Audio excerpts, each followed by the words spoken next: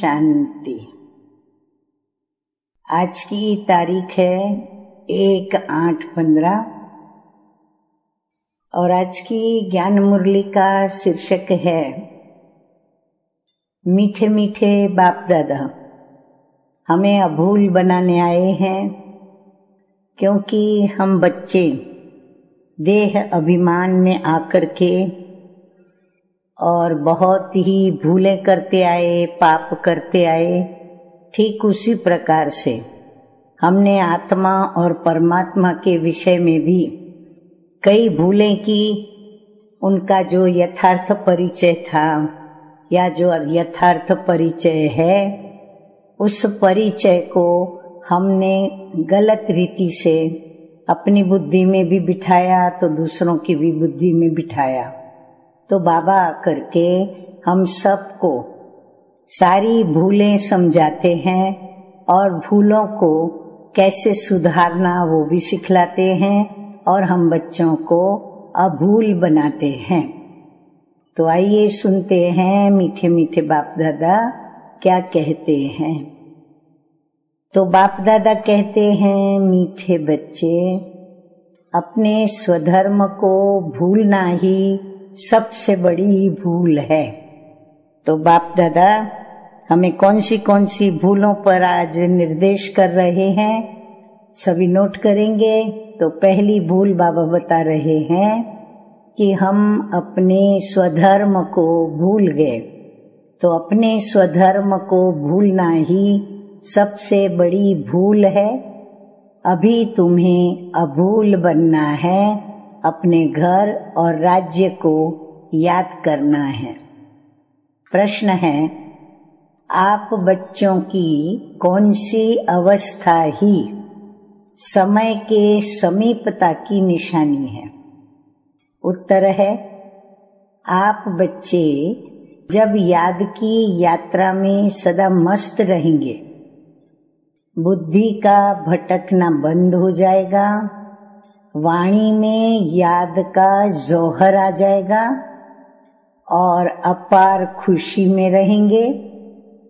घड़ी घड़ी अपनी सतयुगी दुनिया के नजारे सामने आते रहेंगे, तब समझो समय समीप है। विनाश में टाइम नहीं लगता, इसके लिए याद का चार्ट बढ़ाना है। तो बाबा ने हम बच्चों को 5 बातें बताई जो हमारी समय की समीपता की निशानी है। गीत बजा है, तुम्हें पाके हमने जहां पा लिया है। मुरली की शुरुआत ओम शांति। रूहानी बच्चे इस गीत का अर्थ तो समझते होंगे। अब बेहद के बाप को तो पा लिया है। बेहद के बाप से स्वर्ग का वर्षा मिलता है, जिस वर्षे को कोई भी छीन नहीं सकता। वर्षे का नशा तब चला जाता है जब रावण राज्य शुरू होता है। तो बाबा कहते हैं, जब तक हम संगम युग से लेकर के फिर हम वतन में जाते हैं, वतन से वापस अपनी स्वर्गीय सृष्टि में आते हैं, परंतु हमारा जो खुशी का खजाना है, हमारा जो रूहानी नशा है, वो कोई भी छीन नहीं सकता। हाँ, यदि हमारा नशा जाता है या फिर हमारी खुशी गायब होती है, तो बाबा कहते हैं वो तब होता है जब रावण राज्य शुरू होता है। ये भी ड्रामा बना हुआ है। अब ये हम अच्छी तरह जानते हैं कि रावण राज्य कब शुरू होता है। बच्चों को सृष्टि ड्रामा का भी ज्ञान है ना, हम सभी को ज्ञान। ये चक्र कैसे फिरता है ये भी हम बच्चे जानते हैं। इनको नाटक भी कहें, ड्रामा भी कहें। बच्चे समझते हैं कि बरोबर बाप आकर सृष्टि का चक्र भी समझाते हैं। जो ब्राह्मण कुल के हैं उन्हों को ही समझाते कि बच्चे तुम अपने जन्मों को नहीं जानते हो, मैं तुमको समझाता हूँ। हम ब्राह्मणों के लिए यह भी एक रूहानी नशा है कि हम ब्राह्मण हैं, प्रजापिता ब्रह्मा के डायरेक्ट मुखवंशावली, और फिर शिव बाबा हम बच्चों को ही आकर के सुनाते हैं और समझाते हैं। पहले तुम सुनते थे कि 84 लाख जन्म लेने के बाद फिर एक जन्म मनुष्य का मिलता है। ऐसे नहीं है, अभी तुम सब आत्माएं नंबरवार आती जाती हो। तो ये भी एक खुशी की बात है कि हम 84 लाख जन्म नहीं लेते और पशु पंछी आदि आदि योनियों में हम नहीं जाते, लेकिन हम 84 जन्म लेते हैं और 84 ही जन्म हमें मनुष्य तन में ही मिलते हैं। तो बाबा कहते हैं कि अभी तुम बच्चों की बुद्धि में आया है कि पहले पहले हम आदि सनातन देवी देवता धर्म के पूज्य थे, फिर हम ही पुजारी बने हैं। आप ही पूज्य, आप ही पुजारी, यह भी गायन है। फिर ये भी हमें नशा चढ़ता है कि हम आदि सनातन देवी देवता धर्म, जो मुख्य धर्म है भारतवासियों का और हम देवी देवताओं का, तो वहाँ हम पूज्य थे और उस धर्म के हम हैं। तो ये भी एक खुशी की बात है। मनुष्य फिर भगवान के लिए समझते हैं कि आप ही पूज्य, आप ही पुजारी बनते हैं, आपके ही ये सब रूप हैं। अनेक मत मतांतर है ना, तो तुम अभी श्री मत पर चलते हो। तुम समझते हो कि हम स्टूडेंट पहले तो कुछ नहीं जानते थे, फिर पढ़कर ऊंच इम्तिहान पास करते जाते हैं। तो ये भी हमें खुशी है, नशा है कि सबसे ऊंचे ते ऊंची पढ़ाई हम पढ़ रहे हैं और ऊंचे ते ऊंचा इम्तिहान हम पास करते जाते हैं। वह स्टूडेंट भी शुरू में तो कुछ भी नहीं जानते हैं, फिर इम्तिहान पास करते करते समझते हैं कि अभी हमने बैरिस्टरी पास कर ली है। तुम भी अब जानते हो कि हम पढ़कर मनुष्य से देवता बन रहे हैं, सो भी विश्व के मालिक। देखो, पॉइंट्स पर पॉइंट्स आप लिखते चले जाइए, बुद्धि में स्मृति में रखते जाइए कि कितनी रूहानी नशे की बातें और कितनी खुशी की बातें बाबा हमको बताते जा रहे हैं। तो बाबा कहते हम ही मनुष्य से देवता बन रहे हैं और सो भी उस नए विश्व के मालिक, जहाँ है ही एक धर्म, एक राज्य और तुम्हारा राज्य कोई छीन न सके। वहाँ तुमको पवित्रता, शांति, संपत्ति सब कुछ है। गीत में भी सुना ना कि अब ये गीत तुमने तो नहीं बनाए हैं, अनायास ही ड्रामा अनुसार इस समय के लिए ये बने हुए हैं। मनुष्यों के बनाए हुए गीतों का अर्थ बाप बैठ समझाते हैं। अभी तुम यहाँ शांति में बैठ बाप से वर्षा ले रहे हो जो कोई छीन न सके। आधा कल्प सुख का वर्षा रहता है। बाप समझाते हैं, मीठे मीठे बच्चों, आधा कल्प से भी जास्ती तुम सुख भोगते हो। हाँ, ये भी और खुशी की बात। फिर रावण राज्य शुरू होता है। मंदिर भी ऐसे हैं जहाँ चित्र दिखाते हैं कि वाम मार्ग में देवताएं कैसे जाते हैं। ड्रेस तो वही है, ड्रेस बाद में बदलती है। हर एक राजा की अपनी अपनी ड्रेस, ताज आदि सब अलग अलग होता है। अब बच्चे जानते हैं कि हम शिव बाबा से ब्रह्मा द्वारा वर्षा ले रहे हैं। बाप तो बच्चे बच्चे ही कहते हैं कि बच्चों तुम अपने जन्मों को नहीं जानते हो। अब सुनती तो आत्मा है ना, हम आत्मा हैं न कि शरीर। और जो भी मनुष्य मात्र हैं उन्हों को अपने शरीर के नाम का नशा है। क्योंकि देह अभिमानी है, हम आत्मा हैं ये जानते ही नहीं। वह तो आत्मा सो परमात्मा, परमात्मा सो आत्मा कह देते हैं। अभी तुमको बाप ने समझाया है, तुम आत्मा सो विश्व के मालिक देवी देवता बन रहे हो। ये ज्ञान अभी है। हम सो देवता फिर क्षत्रिय घराने में आएंगे। 84 जन्मों का हिसाब भी तो चाहिए ना। सब तो 84 जन्म नहीं लेंगे, सब इकट्ठे थोड़े ही आ जाते हैं। तुम जानते हो कौन से धर्म कैसे आते रहते हैं। हिस्ट्री पुरानी फिर नई होती है। अभी ये है ही पतित दुनिया और वो है पावन दुनिया। फिर दूसरे दूसरे धर्म आते हैं। यहाँ कर्म क्षेत्र पर ये एक ही नाटक चलता है। मुख्य है 4 धर्म। इस संगम पर बाप आकर ब्राह्मण संप्रदाय स्थापन करते हैं। विराट रूप का चित्र बनाते हैं, परंतु उसमें ये भूल है। बाप आकर सब बातें समझाए अभूल बनाते हैं। बाप तो न कभी शरीर में आते हैं न भूल करते हैं। वह तो थोड़े समय के लिए तुम बच्चों को सुखधाम का और अपने घर का रास्ता बताने के लिए इनके रथ में आते हैं। और न सिर्फ रास्ता बताते हैं परंतु लाइफ भी बनाते हैं। कल्प कल्प तुम घर जाते हो, फिर सुख का पार्ट भी बजाते हो। बच्चों को भूल गया है कि हम आत्माओं का स्वधर्म है ही शांत।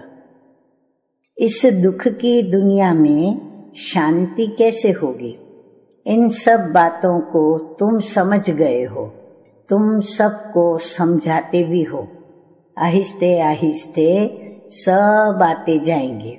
विलायत वालों को भी मालूम पड़ेगा ये सृष्टि चक्र कैसे फिरता है और इनकी आयु कितनी है। फॉरेनर्स भी तुम्हारे पास आएंगे। वह बच्चे वहां जाकर सृष्टि चक्र का राज समझाएंगे। हाँ, ये बाबा ने तभी साकार में मुरलियां चलाई है, तो कैसे आज बराबर फॉरेनर्स आने लगे। कितने फॉरेन के अंदर सेंटर्स खुल गए और फिर फॉरेनर्स के पास बाबा के बच्चे जाकर के उनको सारा ज्ञान सुनाते रहते हैं, चक्र के राज समझाते रहते हैं। तो फॉरेनर्स भी तुम्हारे पास आएंगे। वह बच्चे वहां जाकर सृष्टि चक्र का राज समझाएंगे। वो समझते हैं कि क्राइस्ट गॉड के पास जाए पहुंचा। क्राइस्ट को गॉड का बच्चा समझते हैं।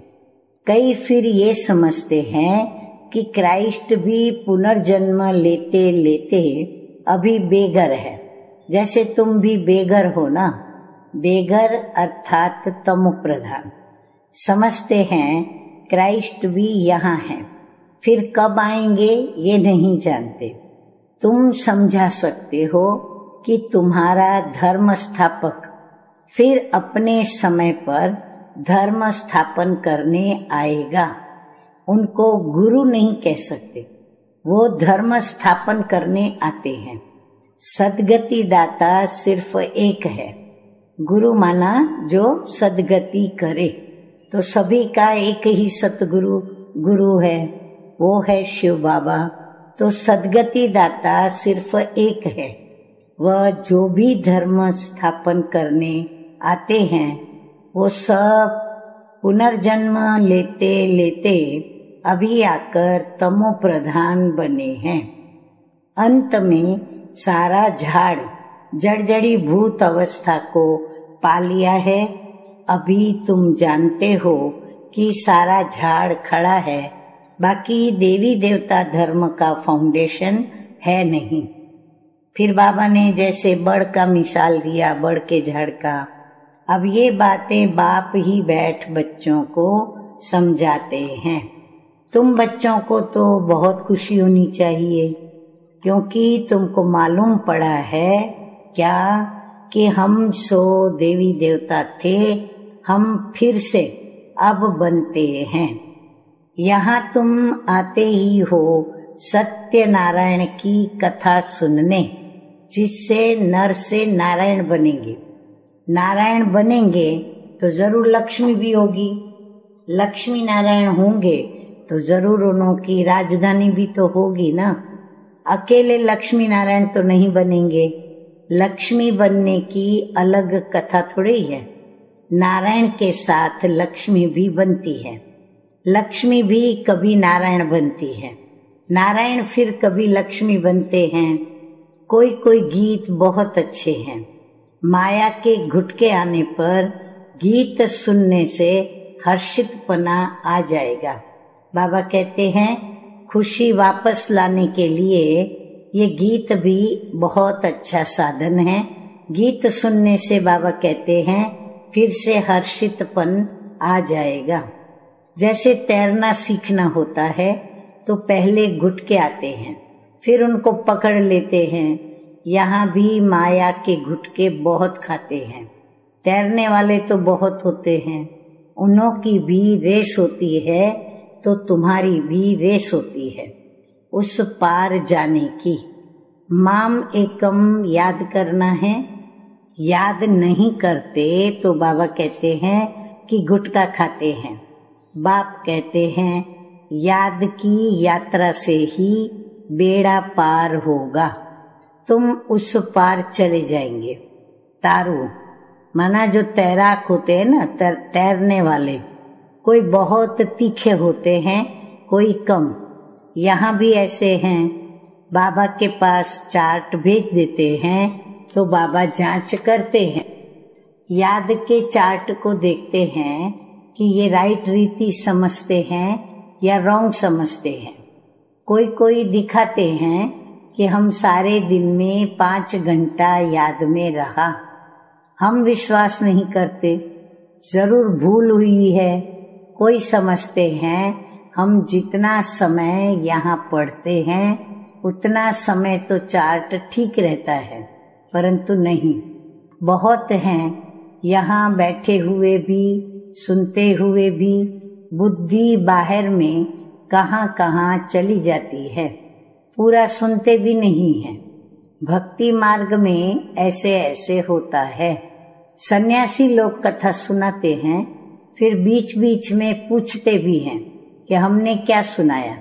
देखते हैं कि ये तवाई होके बैठा है तो फिर पूछते हैं, फिर वो बता नहीं सकते। बुद्धि कहाँ न कहाँ उनकी चली जाती है, एक अक्षर भी नहीं सुनते। यहाँ भी ऐसे हैं। बाबा देखते रहते हैं, समझा जाता है कि इनकी बुद्धि कहाँ बाहर भटकती रहती है, इधर उधर देखते रहते हैं। ऐसे ऐसे भी कोई कोई नए आते हैं। बाबा समझ जाते हैं कि पूरा ज्ञान समझा नहीं है, इसलिए बाबा कहते हैं कि नए नए को जल्दी यहाँ क्लास में आने की छुट्टी न दो, नहीं तो वायुमंडल को वो बिगाड़ते हैं। आगे चल तुम देखेंगे जो अच्छे अच्छे बच्चे होंगे यहाँ बैठे बैठे वैकुंठ में चले जाएंगे, बहुत खुशी होती रहेगी, घड़ी घड़ी चले जाएंगे। अभी टाइम नजदीक है। नंबरवार पुरुषार्थ अनुसार तुम्हारी अवस्था ऐसी हो जाएगी। घड़ी घड़ी स्वर्ग में अपने महल देखते रहेंगे। जो कुछ बताना करना होगा उनका साक्षात्कार होता रहेगा। समय तो देख रहे हो कैसे कैसे तैयारियां हो रही है। बाप कहते हैं कि देखना कैसे 1 सेकंड में सारी दुनिया के मनुष्य खाक में मिल जाएंगे। बॉम्ब लगाया और ये खलास हुए।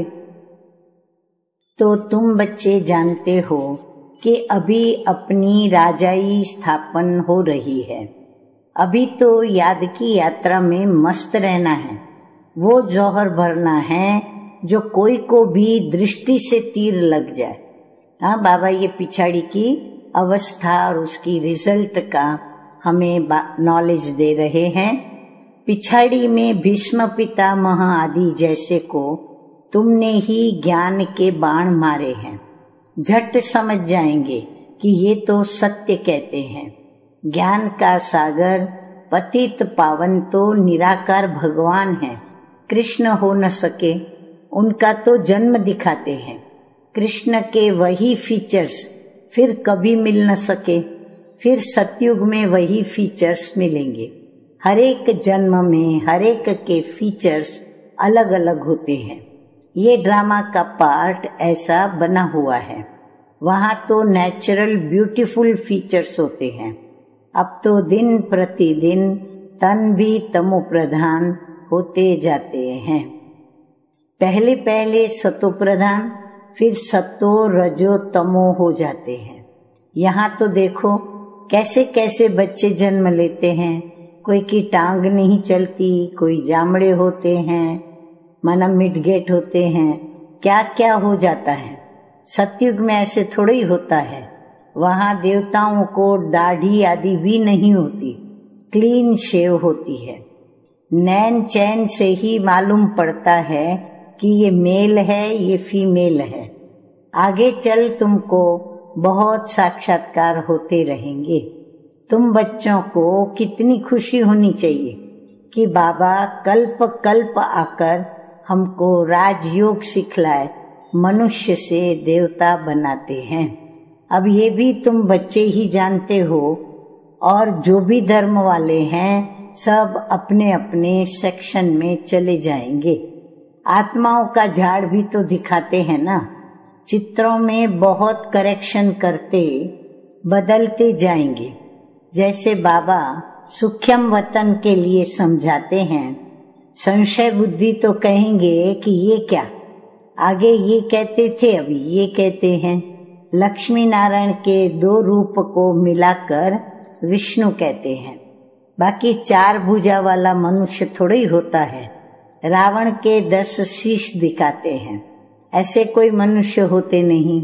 हर वर्ष बैठ उसको जलाते हैं, जैसे गुड्डियों का खेल। आगे बाबा कहते हैं कि मनुष्य कहते हैं कि शास्त्रों बिगर हम जी नहीं सकते। शास्त्र तो हमारा प्राण है। गीता का देखो कितना मान है। यहाँ तो तुम्हारे पास मुरलियों का ढेर इकट्ठा हो जाता है। तुम रख कर क्या करेंगे? दिन प्रतिदिन तुम नई नई पॉइंट्स सुनते रहते हो। हाँ, पॉइंट्स नोट करना अच्छा है। भाषण करते समय रिहर्सल करेंगे, ये पॉइंट्स समझाएंगे। टॉपिक की भी लिस्ट होनी चाहिए। आज इस टॉपिक पर समझाएंगे कि रावण कौन है, राम कौन है, सच क्या है, वो हम आपको बताते हैं। और इस समय रावण राज्य सारी दुनिया में है। 5 विकार तो सब में है। बाप आकर फिर राम राज्य की स्थापना करते हैं। ये हार और जीत का खेल है। हार कैसे होती है? तो बाबा कहते हैं 5 विकारों रूपी रावण से हार होती है। आगे पवित्र गृहस्थ आश्रम था, सो अब पतित बन गए हैं। लक्ष्मी नारायण सो फिर ब्रह्मा सरस्वती बनते। बाप भी कहते हैं मैं इनके बहुत जन्मों के अंत में प्रवेश करता हूँ। तुम कहेंगे हम भी बहुत जन्मों के अंत में बाप से ज्ञान ले रहे हैं। अब ये सब समझने की बातें हैं। कोई की डल हेड बुद्धि है तो समझते नहीं हैं। अब ये तो राजधानी स्थापन हो रही है। बहुत आए फिर चले भी गए, वो फिर वापस आ जाएंगे। प्रजा में पाई पैसे का पद पा लेंगे, परंतु वह भी तो चाहिए ना। हाँ, प्रजा भी तो चाहिए। अच्छा, मीठे मीठे सिकिलधे बच्चों प्रति मात पिता बाप दादा का याद प्यार और गुड मॉर्निंग। रूहानी बाप की रूहानी बच्चों को नमस्ते। हम रूहानी बच्चों का रूहानी बाप दादा को याद प्यार, गुड मॉर्निंग और नमस्ते नमस्ते। धारणा के लिए मुख्य सार की 2 बातें। नंबर 1 है, सदा इस ही नशे में रहना है कि हम अभी ये पढ़ाई पूरी कर मनुष्य से देवता सो विश्व के मालिक बनेंगे। हमारे राज्य में पवित्रता, सुख, शांति सब कुछ होगा और उसे कोई छीन नहीं सकता। नंबर 2 है, इस पार से उस पार जाने के लिए याद की यात्रा में अच्छा तैराक बनना है। माया के गुटके नहीं खाने हैं। अपनी जांच करनी है।